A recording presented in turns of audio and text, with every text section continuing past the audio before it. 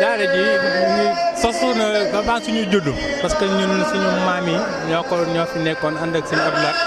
ñu bàyyi ñëw doon ko ba tey jii ñun ñu nekk fi muy daara yoo xam ne Sébikotane la ñu nekk fii di daara Mawahibou Nafi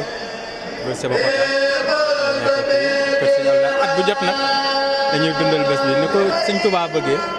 xam ne dafa oote pour ñu santal ko bés doole ko sant li yàlla kon mbokk ñu defee ko ni ko Sëñ Tuubaa waxee rek waaw ñuy jàng alxuraan jàng xasida ñuy def salaatu ala nabi def salaatu ala nabi waaw berne bi liñ ci mën ñu def ko te di ko xeeb nag di ñaan suñu borom mu yokk ko ba nga xam ne ni ko taalibe bu nekk bëggee ñu defee ko noonu ci barke borom bés bi waaw ñu ñaanal mbokk taalibe yëpp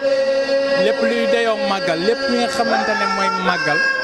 lii ngëneel li si màggal suñu borom defal ko mboolem taalibe amul xaj ak seen defal ko mboolem jullit sax parce que Sëñ Tuubaa kenn amul payam sëñ Sidi mii nag nga xam ne moo fi jëwriñu Sëñ Abdou Lahad ñu koy ñaan mu yàgg fi lool ànd ak wér ak wérale yàgg ñoo jiite ñu yàgg topp ci ginnaawam barkati Cheikhul Khadim kër gi nag moom Sëñ Tuubaa Sëñ Abdou Lahad lépp loo xamante ne moo doon mbébétam ci kër gi ñun ñu fi nekk ci ginnaawam daan nañ ko